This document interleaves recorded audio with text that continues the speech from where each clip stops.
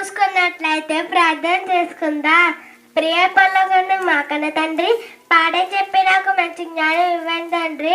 వినేవారికి గ్రహించుకునే మంచి మనసు ఇమ్మని క్రీస్తునామని చిన్న ప్రార్థన వేడుకున్నా మా పరమ తండ్రి. ఆమె. నా పేరు చాలా సాత్విక. నేను 4వ తరగతి చదువుతున్నాను. ఈరోజు నేను చెప్పబోయే పాఠం పేరు ఇస్సాకు గురించి 10 వాక్యాలు.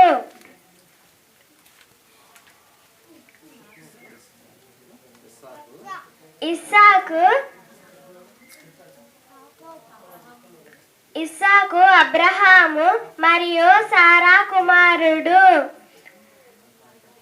ఆయన అను పేరునకు అర్థం నవ్వు అని. సారా వృద్ధాపంలో దేవుని అద్భుతం ద్వారా ఇస్సాకు పుట్టాడు. ఇస్సాకు బైబిల్లోని 3 ప్రధాన తండ్రుల్లో 2వ వాడు ఇస్సాకు. అబ్రహాము దేవుని ఆజ్ఞ మేరకు ఇస్సాకును బలి ఇవ్వటానికి సిద్ధపడ్డాడు.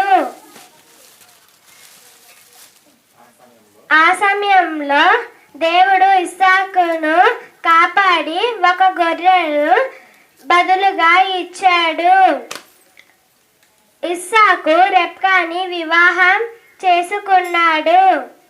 రెబ్కా ద్వారా ఇస్సాకుకు యాకోబు మరియు ఏశావు అని 2 కుమారులు పుట్టారు.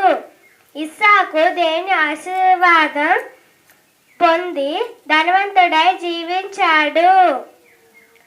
ఆయన 180 సంవత్సరాలు జీవించి వృద్ధాప్యంలో మరణించాడు.